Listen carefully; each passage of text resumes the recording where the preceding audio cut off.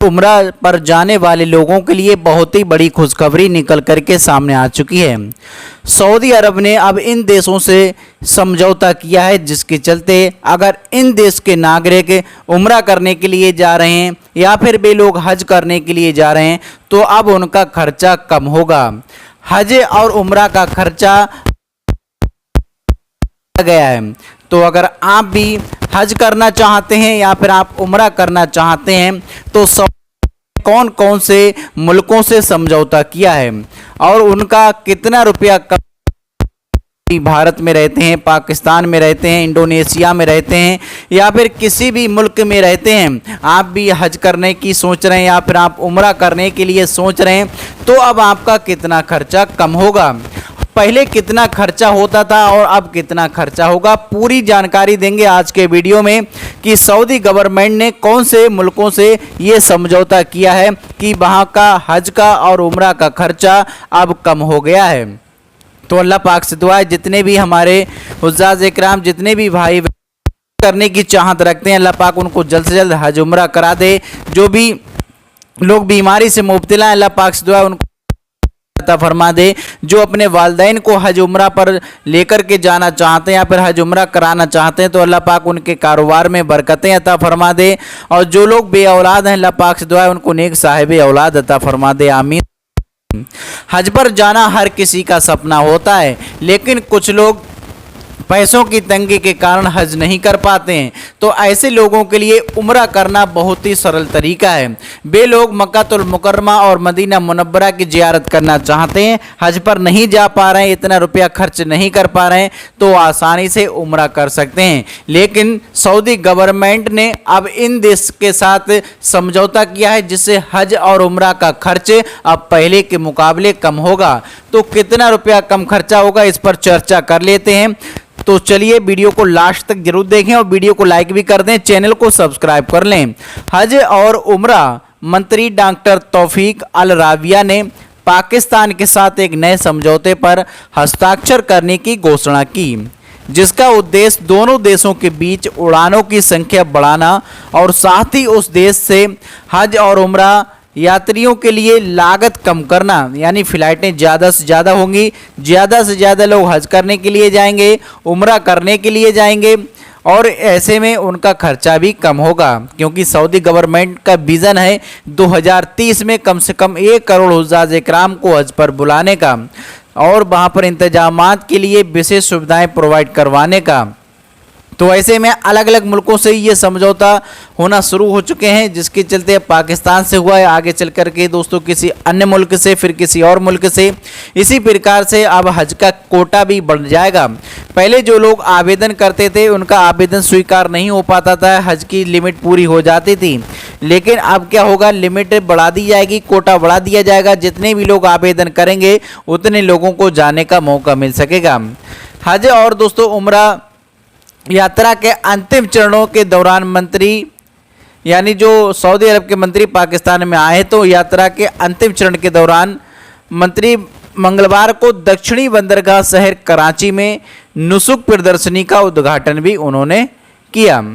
पाकिस्तान के धार्मिक मामलों और अंतर धार्मिक सद्भाव मंत्री अनीक अहमद की उपस्थिति में एक संवाददाता सम्मेलन को संबोधित करते हुए अल राबिया ने कहा कि एकीकृत राष्ट्रीय मंच नुसुक तीर्थ यात्रियों के लिए प्रक्रियाओं को सरल बनाता है और हज और उम्रा सभी जाने वाले लोगों को होटल और संबंधित सुविधाएं चुनने की आज़ादी देता है और सेवाएं भी प्रदान करवाता है। अल राबिया ने कहा कि नुसुक प्लेटफार्म 24 घंटे से भी कम समय में उम्रा वीज़ा जारी करने में योगदान देगा। यानी जो लोग उम्रा के लिए अगर आवेदन करते हैं वीज़ा के लिए, तो पहले ऐसा होता था वीज़ा में करीब 36 से लेकर के 48 घंटे 3-3 दिन लग जाते थे, लेकिन अब नुसुक प्लेटफार्म ऐसा प्लेटफार्म बना दिया है, मात्र 24 घंटे के अंदर ही आपका वीज़ा पास हो जाएगा, आपको वीज़ा मिल जाएगा।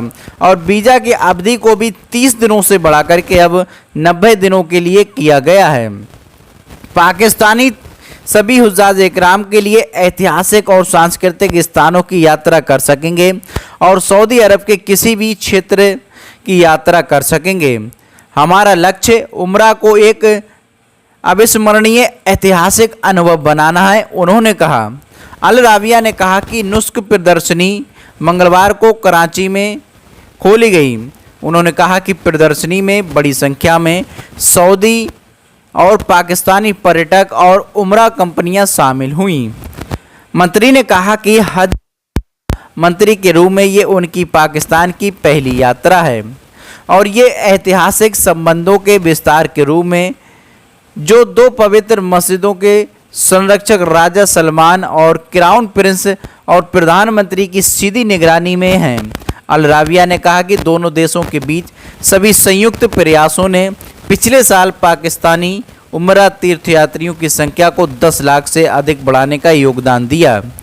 पाकिस्तान के पूर्व धार्मिक मामलों के मंत्री मोहम्मद तालह महमूद, पाकिस्तान में सऊदी राजदूत नवाफ अल मलिकी और अन्य अधिकारी भी सऊदी प्रतिनिधि मंडल के साथ बैठक में शामिल हुए। बैठकों के दौरान प्रमुख एजेंडा आइटम पाकिस्तान के हज कोटा में संभावित वृद्धि के बारे में चर्चा थी, जिसे देश की नई जनगणना के आधार पर निर्धारित किया जा सकता है। यात्रा के दौरान चर्चा हज और उम्रा जाने वाले लोगों के लिए सुविधाओं के साथ साथ अन्य पाकिस्तानी शहरों में मक्का रोड परियोजना के संभावित विस्तार से संबंधित मामलों पर केंद्रित हैं। सऊदी प्रतिनिधि मंडल का राष्ट्रपति, कार्यवाहक प्रधानमंत्री और सेना प्रमुख सहित शीर्ष पाकिस्तानी नेताओं के साथ बैठकों का एक व्यवस्थित कार्यक्रम है। इससे पहले आगमन पर अल राबिया का हवाई अड्डे पर मंत्री अनीक अहमद और सऊदी राजदूत नवाफ अल मलिकी ने गर्मजोशी से स्वागत किया। सऊदी प्रतिनिधि मंडल के नागरिक उड्डयन, एयरलाइंस सहित विभिन्न सरकारी विभागों के प्रमुख और नागरिक उड्डयन के सामान्य प्राधिकरण के प्रतिनिधि भी शामिल हैं। तो जितने भी लोग अब उम्रा करने के लिए या फिर हज करने के लिए जाएंगे तो कोटा भी बढ़ेगा, ज़्यादा से ज़्यादा लोग पहुंचेंगे और वहां पर सर्विस भी अच्छी प्रोवाइड करवाई जाएंगी और ऊपर से आपके लिए पैसा भी पहले के मुकाबले कम खर्चा होगा। बात कर लें भारत की, तो भारत से जो लोग उम्रा पर जाना चाहते हैं तो अलग अलग ट्रैवल एजेंसियों के द्वारा करीब 60,000 से 15 दिन का पैकेज स्टार्ट हो जाता है। किसी कंपनी का 60,000 का है, किसी का 65,000 का है, किसी का 67,000 का है, किसी का 68,786 का है, किसी का 70,786 का है, किसी का 75,786 का है। इस तरीके से ट्रैवल एजेंट आपके लिए पैकेज प्रोवाइड करवा रहे हैं।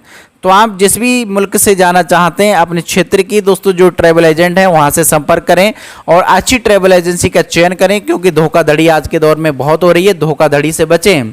जब से डिजिटल ज़्यादातर सभी काम हुआ है, ऑनलाइन टिकट बुकिंग करने के लिए, ऑनलाइन वीज़ा के लिए, ऑनलाइन होटल्स के लिए, तब से अब दोस्तों जिसको आता जाता थोड़ा बहुत है वो सोचता है कि मैं ट्रैवल एजेंसी खोल लूँ और वहाँ पर उन्होंने 1-2 दिन के लिए होटल ले लिया और आपकी जो सभी सर्विस प्रोवाइड करवाने के जिम्मा ले लिया, लेकिन वहाँ पर ना तो होटल ठीक से मिलता है, ना ही खाना मिलता है, ना ही ज़ियारत मिलती है, ना ही वापसी में जमजम मिलता है। तो ऐसे लोग जा कर के बड़ा उदासी उनके चेहरे पर रहती है कि हम यहाँ पर आए, यहाँ पर सुविधा नहीं मिल रही हैं। फिर कहते हैं आका का इतना बड़ा शहर, पूरी दुनिया जिसको जानती है, पूरी दुनिया जिसके जहां आने का सपना देखती है, वहां पर आकर के ऐसी सर्विस मिले तो दोबारा से आने का मन नहीं करता है। तो इसलिए ऐसे फ्रॉड से बचें। और जो लोग ऐसा फ्रॉड करते हैं, लोगों के साथ धोखा करते हैं, बताते हैं कि 100 मीटर 200 मीटर 300 मीटर पर रूम मिलेगा, लेकिन रूम मिलता है 4 किलोमीटर 3 किलोमीटर पर। कहते हैं 3 वक्त का खाना मिलेगा, लेकिन खाना नहीं मिलता। एक भी वक्त का, किसी सिचुएशन में 1 वक्त का मिल जाता है, किसी सिचुएशन में 2 वक्त का मिल जाता है। फिर ज़ियारत भी नहीं करवाते हैं। जो लोग यहाँ से जाते हैं, ज़ियारत भी उनके लिए होना बहुत ही ज़रूरी है, क्योंकि क्या क्या मक्कातुल मुकर्रमा में है, क्या क्या मदीना मुनव्वरा में है, जो जो आका सल्लल्लाहु अलैहि वसल्लम के दौर की जो चीज़ें हैं उन पर भी लोगों को देखना बहुत ही ज़रूरी है। तो जो लोग ट्रैवल एजेंट हैं हम उनसे यही सलाह देंगे कि आप जो भी आपकी सर्विसेज हैं उन्हीं सर्विसेज को बताएं, ज़्यादा बढ़ चढ़ करके ना बताएं और सही दाम लें, क्योंकि आप पैसा ले लेते हैं ज़्यादा और सर्विस प्रोवाइड करवाते हैं कम। तो ऐसे लोगों के लिए उनके दोबारा से जाने का मन नहीं होता है और वे दूसरे लोगों को भी यही कहते हैं कि बहुत परेशानियां होती हैं, इतनी परेशानियां, इतनी दूर। तो ऐसे में आपको यही होना कि आपका जो भी पैकेज है उस पैकेज को बिल्कुल क्लियर बताएं कि इतनी दूरी पर मक्का में होटल मिलेगा, इतनी दूरी पे मक्का में मदीना में मिलेगा, खाना 3 वक्त का मिलेगा, खाना में ये चीज़ मिलेगी, वो चीज़ मिलेगी, जो चीज़ है आपकी वही चीज़ बताएं। यहाँ से कहते हैं कि आपको मर्ग मुसल्लम मिलेगा, लेकिन वहाँ देखते हैं कि कभी कदुआ मिलता है, कभी कड़ी मिलती है, कभी कुछ मिलता है, कभी कुछ मिलता है। तो ऐसे में लोगों को काफ़ी दिक्कतें उठानी पड़ती हैं। वहाँ का फ्लेवर भी चेंज हो जाता है अपने शहर के मुताबिक, क्योंकि वहाँ पर आपके जैसे मसाले ना होंगे, आपके जैसा तेल नहीं होगा, तो वहाँ की चीज़ें अलग होंगी, तो फ्लेवर अलग हो जाता है, तो खाने का लोगों का स्वाद भी चेंज हो जाता है। तो इसलिए गौर करें, अगर आप जिस भी ट्रैवल एजेंट से जा रहे हैं उसकी एजेंसी के बारे में पूछ लें कि किस प्रकार से सर्विस प्रोवाइड करवा रहा है, और उसी से अच्छी ट्रैवल एजेंट से संपर्क करें। और आप खुद से अगर ऑनलाइन वीज़ा कर सकते हैं, ऑनलाइन पासपोर्ट टिकट वगैरह सब कुछ कर सकते हैं, तो आप अपने आप से भी कर सकते हैं। अल्लाह पाक से दुआ, जितने भी उस्ताद इकराम इस वीडियो को देख रहे हैं, भाई बहन मुसलमान दीन, सभी को जल्द से जल्द हज उम्रा करने की तौफीक अता फरमाएं। आमीन सुम्मा आमीन।